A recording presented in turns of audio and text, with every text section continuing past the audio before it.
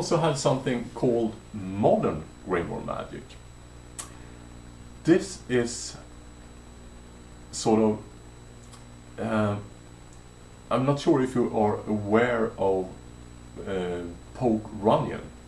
He had a theory where he mistook the circle in the triangle of the Gotia to be a black mirror. So he designed an entire system based on this. That is something I would call modern Grimoire magic. Also, another example of modern Grimoire magic would be using the Shem Hampuresh angels as counterpart to the demons you summon. It's still debated if it's the right thing to do, or if it was thought all along that you should do this. No one is really sure what's up with that, but in my opinion that still goes under modern Grimoire magic and not traditional Grimoire magic. Then we have a lot of people saying they are doing Grimoire magic, but it's really what I would call non-Grimoire magic disguised as modern Grimoire magic. This is when you like totally forget about what the book says. You do the only thing you usually use in this non-Grimoire magic is the list of spirits. For example, very many Golden Dawn people use their different varieties of rituals and apply that to invoke the demons of the Gotia. That really isn't very traditional at all. You really have to use the magical system within the Grimoire to be qualified as a traditional Grimoire worker. And we're gonna speak a lot more about this when we go on with what books are worth to buy and what books you really don't want to buy. Many of those use Golden Dawn and Crowley rituals.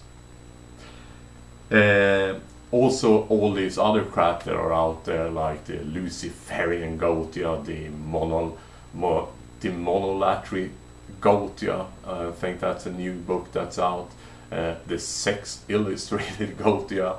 I mean, no, that's not Grimoire magic. That's just pure crap. If you want to be bad, like for example the Luciferian Gotia, then do satanic magic. You don't really want to do this kind of magic, really. Another thing I would like to mention in this is how to relate to God, angels and demons. A traditional Grimoire worker usually, and this depends a bit on how the Grimoire you're working with is set up, but we usually command demons to do our bidding. So demons we command, angels we ask. You can't really command an angel to do anything that it doesn't want to do. I usually describe this as, if it's not in that particular angel's job description, you won't get much help. All the angels have different tasks that they are assigned to do, and if you ask them for something that is not within that task or job description, they couldn't care less what you're trying to say to them. They usually just ignore you. If you're lucky, they say like, well, that's really not my area, but try this angel instead. That's pretty much all you have to hope for in that. With demons it works like this, that you basically, it's like this, that we all have something called the inner divine spark, which makes us a part of God. And I will talk more about what this God can be in the next thing here I'm doing. But the reason why we can control these demons is because we are all a creation of God. So God is very important when dealing with grimoires. Also are the angels, because we can use the angels as protection towards the demons. Okay, now I have to scroll down here and see what the next thing I was going to talk about is. Ah, yeah, here it comes. How to view Christianity, Judaism and Islam.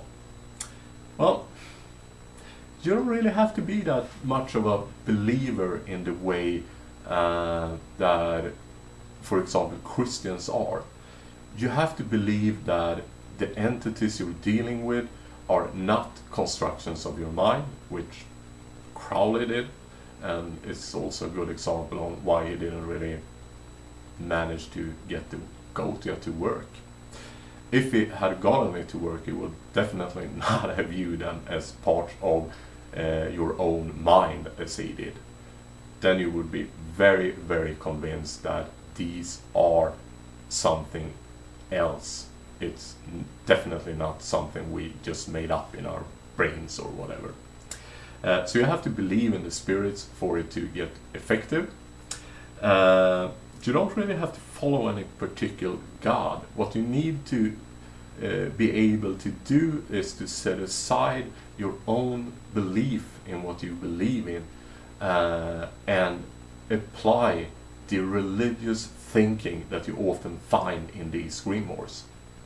I'm, for example, I'm not a Christian, not at least in the way that most people view Christians today, but I have no problem using the religious aspects that you find in the grimoires. I often use them as a way to explain things within this kind of magic. So you will hear a lot of different things that comes from Christianity and Judaism in further talks about this.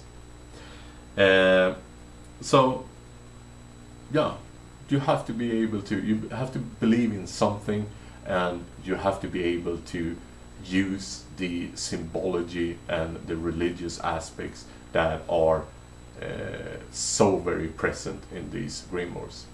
If your first question when you see a grimoire is, how can I exchange all these god names and angel names to fit my satanic belief, then you're on the way, or you're on a very wrong track for you. That's pretty much all I can say about that. Okay, I think this will be it for now.